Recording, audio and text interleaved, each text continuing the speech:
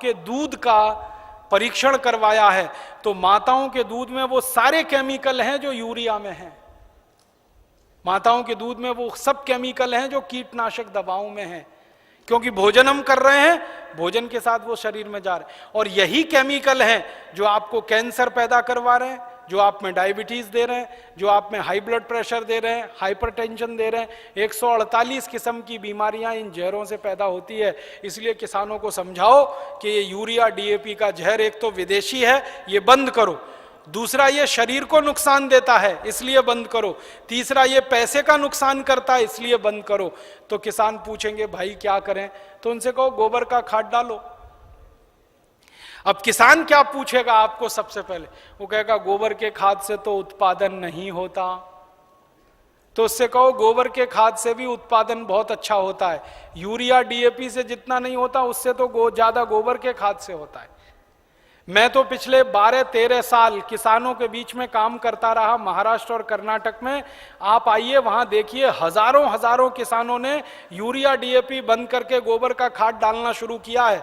और जिस किसान के यूरिया डीएपी के खेत में 1 एकड़ में 20 से 25 मीट्रिक टन गन्ना होता था, आज उस किसान के खेत में गोबर का खाद डालने से 90 से 100 मीट्रिक टन गन्ना हो रहा है, कम नहीं होता है।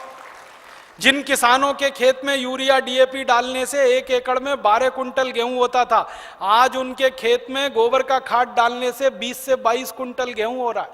जिन किसानों के खेत में यूरिया डीएपी डालने से 1 एकड़ में 2.5 कुंटल कपास होती थी, आज उन किसानों के खेत में गोबर का खाद डालने से 7 कुंटल एकड़ का कपास हो रही है। ऐसे एक नहीं, हजारों किसान हैं महाराष्ट्र में, कर्नाटक में, थोड़ा अगर चलेंगे तो छत्तीसगढ़ में बहुत किसान है। 12 साल मैंने बहुत काम किया किसानों के बीच, जा जाके उनको ये सब सिखाया। गोबर की खाद से उत्पादन ज्यादा मिलता है यूरिया डीएपी की तुलना। क्यों मिलता है वो जानना चाहिए। बहुत बहुत बढ़िया बात है, जो आप जान लो तो आप किसानों को समझा सकते। गोबर की खाद जब हम खेत में डालते हैं तो होता क्या है, गोबर जो है ना कई तरह के जीव जंतुओं का भोजन है। यूरिया जो है वो भोजन नहीं, जहर है। आपके खेत में एक जीव होता है जिसको केंचुआ कहते हैं।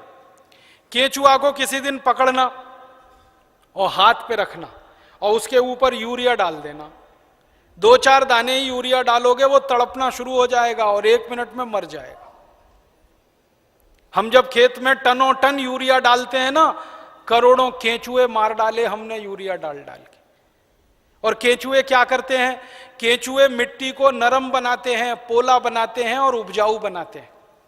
केंचुए का काम क्या है, ऊपर से नीचे जाना, नीचे से ऊपर जाना। पूरे दिन में वो 3 चक्कर नीचे ऊपर के लगाता है। नीचे जाएगा फिर ऊपर आएगा, फिर नीचे जाएगा फिर ऊपर आएगा।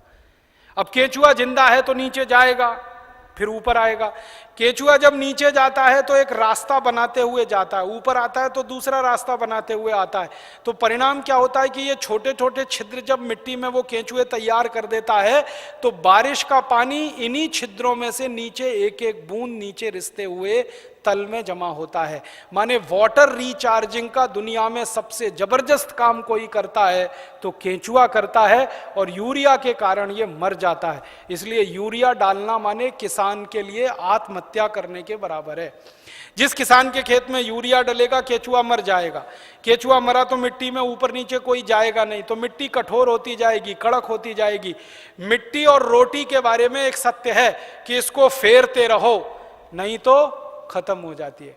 रोटी को फेरना बंद करो जल जाती है, मिट्टी को फेरना बंद करो पत्थर जैसी हो जाती है।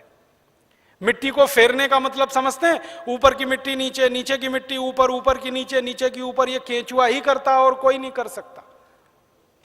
केंचुआ तो किसान का सबसे बड़ा दोस्त है।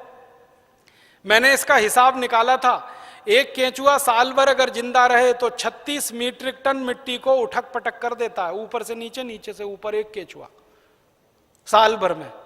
और उतनी ही मिट्टी को ट्रैक्टर से उलट पलट करना पड़े तो कम से कम 100 लीटर डीजल खर्च होता है, और 100 लीटर डीजल 3600 रुपए का आता है।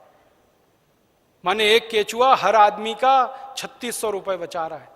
ऐसे करोड़ों केंचुए हैं, पता सोचो कितने हजार करोड़ रुपए बच रहे हैं इस देश में। इसलिए गोबर का खाद डालने से फायदा क्या होता है?